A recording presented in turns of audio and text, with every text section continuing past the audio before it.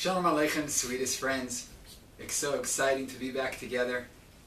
This is the second of our video shiurim in the context of our Yeshiva Gedola de Skype. With Baruch Hashem, we were zoche to be the founders. And if you'd like to join and learn privately, then you're invited. ALLY.EHRMAN@gmail.com, Ehrman@gmail.com. This is shiur number 2. You don't have to join privately. You can also enjoy the video shiurim as well. You can do both. We're learning today the first Mishnah on Meseches Brachos in the 5th parak. Ein omdim lispalel elo mitoch koved rosh. One is only allowed to stand up and daven with a heavy head. We have a law of Tefila, and how should you daven? Okay, so we don't know how to daven because we think davening is they give you a book and you just read all the words. That's what we did when we were little kids, right? Our father, if we're boys, and our mother if we're girls, or our father or mother if we're conservative and reform, and the whole family daven together, a family that prays together, they say stays together, although I know a lot of families that pray together didn't stay together, families that didn't pray together did stay together, families that didn't pray together and didn't stay together. I don't think praying together really is going to help the family necessarily stay together. But okay, so I completely got off track. You're in your shul, you're a little boy, your father gives you a siddur, and he says, say this, that's davening. Davening is a lot more than that, just reading the text. One must daven. There are instructions of how to daven. There's a guide. The guide is in Meseches Brachos. Via zoin davent men. How does one daven? Or as they say in these parts, איך מתפללים? אז מתחילה המשנה בפרק ה' ואומרת, אין עומדים להתפלל אלא מתוך כובד ראש. One is not able to stand and daven only from a heavy head. I'm so sorry that I give the shiur in Hebrew. It's just the environment that's influence on me. What's a heavy head? Why should one daven with a heavy head? What is a heavy head? Why would one want a heavy head? Okay, so you just read the Mishnah. You're not flying through. It's not daf yomi. You don't have to finish quickly because Shacharis is starting soon and you have to get on with your day. You can just relax and you can sit back in your comfortable chair. Maybe you're in your car right now and you have the heated seats. You can turn on the heat, be nice and comfortable, and think, what's a koved rosh? What's a heavy head? Rashi haya el lakoshi hazeh. Rashi was very aware of this problem, and Rashi says, hachna'ah, submission. Meridik or not meridik? I look at this Rashi. When I see this Rashi, I kofetz. I jump. Jump? Isn't that a drink? So I jump. Why do I jump? Because that's the yesod of Tefila. The yesod of Tefila is hachna'ah. I'm submitting myself, all of my desires, and all of my wants to the will of HaKadosh Baruch Hu. That's what Tefila is. Tefila is I'm saying, Hashem, please give me das. Atachonin lo adam das. Or Elchonon lo adam das. Atachonin, Elchonon, I get it mixed up because that's my name. So you have this notion of asking Hashem for das. So why do you want das? You want das so you can serve Hashem better. That's part of submitting yourself to the will of Hashem. We say to Hashem, Barech Aleinu Hashem Elokeinu es Hashem Nasos. We want parnasa. Why do we want parnasa? So we could serve Hashem. So we could pay the grocery bill. Very expensive. I'm always telling my wife, why do you bother buying groceries? They just get eaten up anyway. It never lasts. She's a very special Chayil. She goes out and she buys more.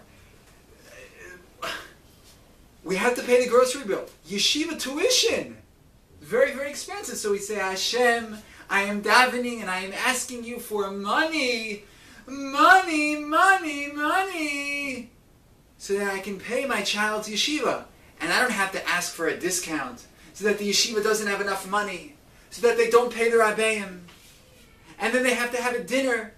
and have everybody pay $250 a plate, or even $500 or $1,000 a plate, in order to help the yeshiva survive, when in fact the plate only costs about $5, $10, the actual plate.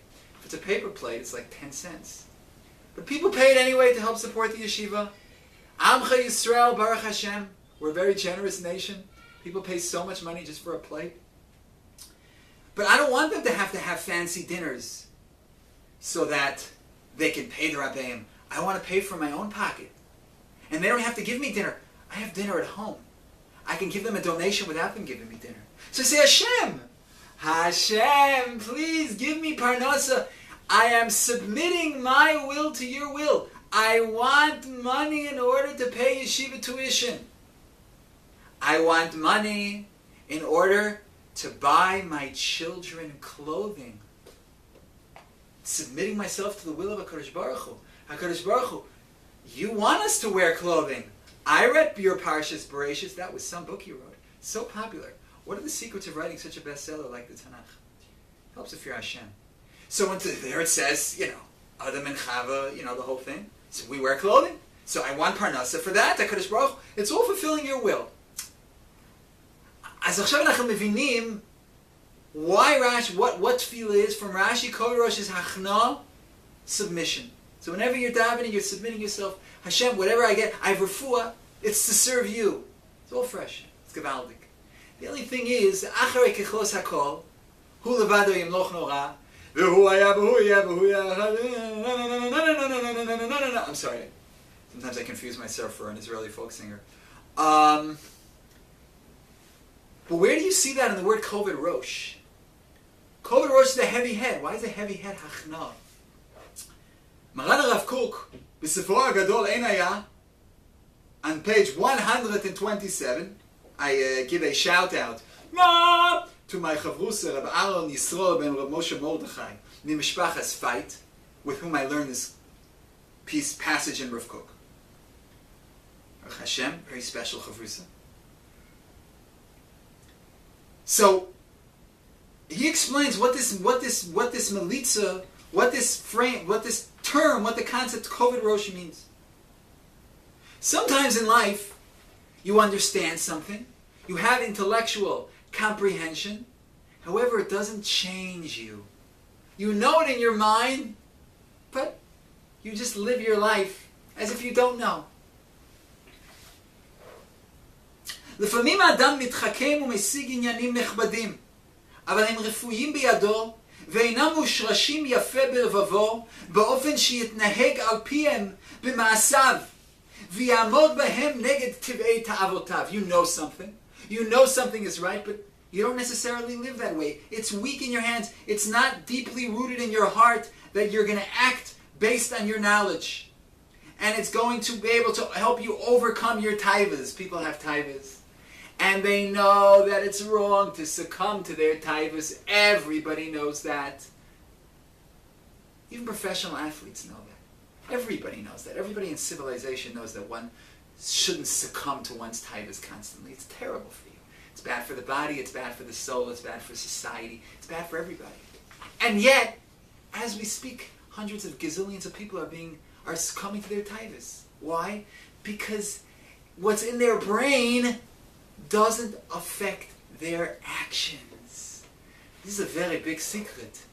So if it's such a big secret, why is this being filmed and I'm telling hundreds of millions of viewers? It's not going to be a secret anymore. Even though I once heard a good definition that a secret is what you tell only one person at a time. In any event, but here I'm not. I'm saying we're having big crap. I came in kalim. That's what it means. That's what kalas rosh means. Kalas rosh means you're acting in a way that what you know in your brain isn't affecting your body. It's like a lightheadedness. That it's just, there's this knowledge that you have. It's not affecting your actions. And then a person believes something.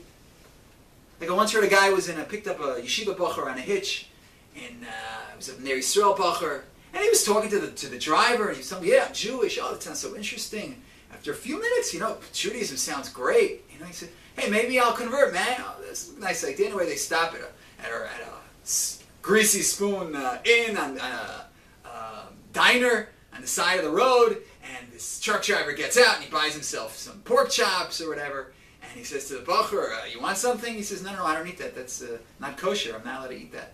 Oh, you're not allowed to eat that? I don't want to convert to Judaism after all. It's Kalas Rosh. It sounds true. There's a God. There's meaning in life. There's the afterlife. The source of the world's, most of the world's people, billions of people is Judaism. The father of, the source of the other religions. I mean, not the fully Avodah Zarah ones. Just it's Torah. It all started with us. So sounds good. But if I can't eat my cheeseburger, then forget it. That's Kalas Rosh.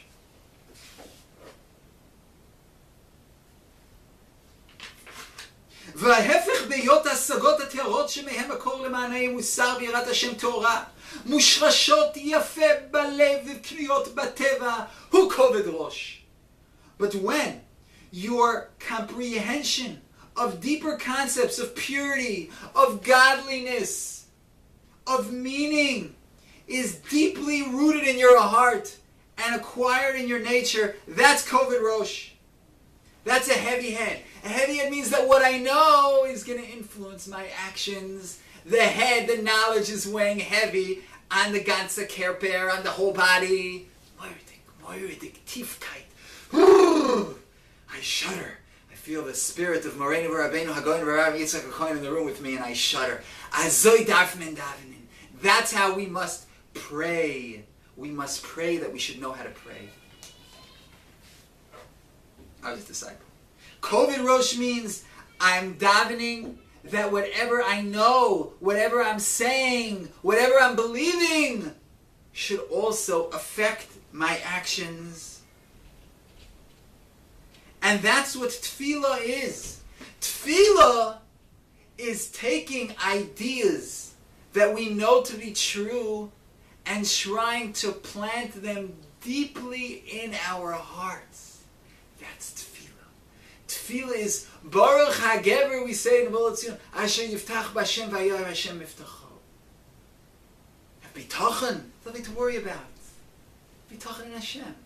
So we knew that before we were davening, but when we say words in Tefila of Bitachon, when we say words of Tefila of Emunah, when we daven and we're saying Kodesh Baruch Hu, you run the world. So that is supposed to change us. That's what we're doing when we're davening. We're changing the upper realms by the avenue of changing ourselves. How do we change ourselves? By saying words that we know to be true and trying to imprint them in our heart, stamp them deeply, engrave them into the deepest recesses of our soul. And therefore the Koved Rosh is, the reason you have to daven the Koved Rosh is because Tefillah is trying to change the way you act. It's trying to take your beliefs and make them practical. And therefore, of course, you have to daven with Koved Rosh.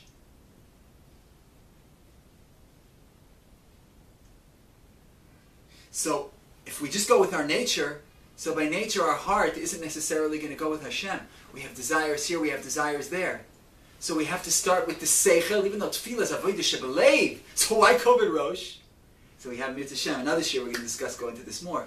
But just this line of Ein Olam Salam Toch Koved Rosh, even though Tefillah, the Gemara says in Tainus at the beginning is Avodah Shebelev, but nevertheless it has to start in the brain. Melech, Moyach, Leiv, Koved.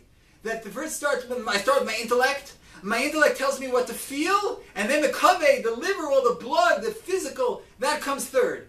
So in your brain it says, this is the right girl to marry. Then you let your heart fall in love with her. And then you go and you marry her. That's the melech, moach, leiv, kaved. So Eino L'Spal Toch Koved Rosh. That Koved Rosh is going to impact my heart, and then all of my feelings, all of my emotions are going to go with HaKadosh Baruch Hu. That is just unreal. Morai Rabosai, I thank you very much for joining me for this learning session.